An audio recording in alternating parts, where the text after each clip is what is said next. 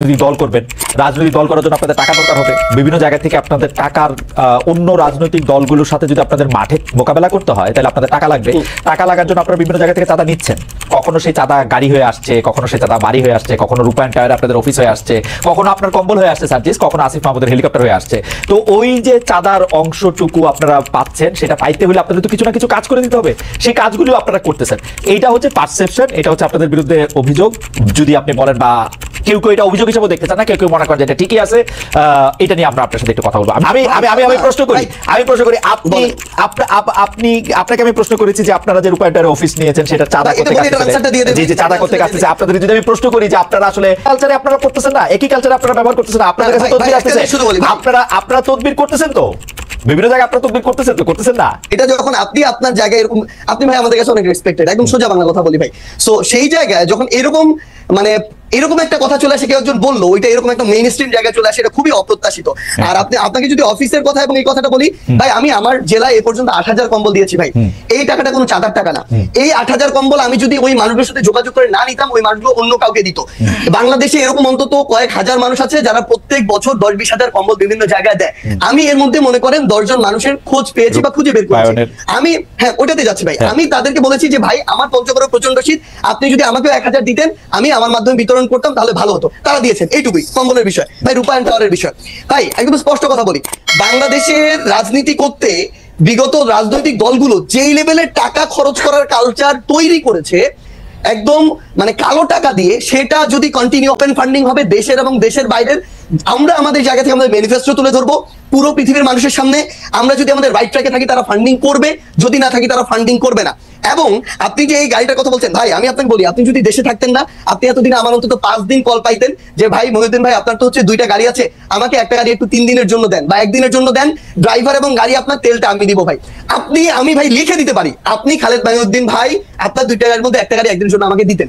এরকম আমাদের বাংলাদেশে এই অভ্যুত্থান পরবর্তী সময় হাজার হাজার মানুষ আছে ভাই, যে 16 বছর পরে একটু হাত ছেড়ে নিঃশ্বাস নিচ্ছে। এই মানুষগুলোর ওই সামর্থ্যটুকু আছে, এই মানুষগুলো এখন লক্ষ লক্ষ কোটি কোটি টাকা তাদের উপরে যে চাঁদা এবং চাপিয়ে দেওয়া, সেটা থেকে শুরু করে আমরা তাদেরকেও করবো ভাই। যদি দেন ভালো হবে, না হলে ভাই আমরা আরেকজনের কাছে বলবো যেই দেয় ভাই। আজকে কেউ দেয় নাই ভাই, ক্লিয়ারলি বলে আজকে কেউ দেয় নাই, হেঁটে চলছে, রিক্সায় চলছে ভাই, এভাবেই আমাদের লাইফ ভাই। শুনেন ভাই, আসতেছে 100টা, করতেছি না ভাই। আপনি একটা রেফারেন্স বের করে দেখাবেন যে এই তদবিরটা করছি। এবং যদি কোনো একটা ক্ষেত্রে ভাই বলি, ধরেন কোন একটা জেলার ডিসি ওই জায়গায় গিয়ে এখনো রাজনৈতিক দলের তোষামোদি করতেছে, জনগণের চিন্তা না করে নির্দিষ্ট কিছু মানুষের এজেন্ডা বাস্তবায়ন করতেছে, ওই এলাকার মানুষ, জনগণ, ছাত্র প্রতিনিধি সবাই একসাথে এসে যখন বলে, তখন এই দাবিটা তুলছি।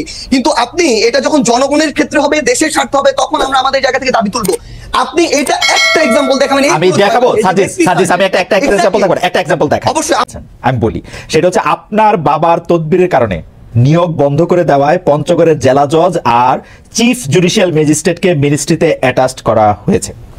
ভাই শোনেন একটা কথা বলি, মানে এই যে মানে এটার চেয়ে বড় প্রোপাগান্ডা, এবং মানে আপনি শোনেন জাস্ট একটা এক্সাম্পল, পুরো পঞ্চগড় জেলার যত মানুষ আছে তাদেরকে জিজ্ঞাসা করবেন, পুরো পঞ্চগড় জেলার বৈষম্য বিরোধী ছাত্র আন্দোলন আছে তাদেরকে জিজ্ঞাসা করবেন, পুরো পঞ্চগড় জেলার বৈষম্য বিরোধী ছাত্র আন্দোলন পুরো জেলা কোর্ট থেকে শুরু করে এভরিথিং ব্লক করে রাখছিল শুধু একটা কারণে, এই জেলা জজ এবং চিফ জুডিশিয়াল ম্যাজিস্ট্রেট তারা তাদের জায়গা থেকে একটা নিয়োগ প্রক্রিয়ার পরীক্ষার আগে তারা বিভিন্ন জায়গায় ম্যান সেট করে রাখছিল, এবং ওইখানে যারা পরীক্ষার্থী ছিল তাদের প্রতিবাদের মুখে পড়ে তারা পরীক্ষাটা পর্যন্ত বন্ধ করে দিতে বাধ্য হয়। এবং সবচেয়ে মজার বিষয় হচ্ছে, একটু অ্যাড করি ভাই, সবচেয়ে মজার বিষয় হচ্ছে ওই এবং জেলা জজ যিনি রয়েছেন তারা বিগত সময়ে আওয়ামী লীগের সময়ে তারা ওই সময় যে আইন এবং বিচার মন্ত্রণালয়ের যিনি মন্ত্রী ছিলেন তার লিস্ট দেখে দেখে পঞ্চগড়ে নিয়োগ দিয়েছে। এই অভিযোগগুলো এক করে পুরো পঞ্চগড় জেলার ওই পরীক্ষা যারা পরীক্ষার্থী তারা রাজপথে নেমেছিল, মানুষ নেমেছিল, বৈষম্যবিরোধী ছাত্র আন্দোলন নেমেছিল।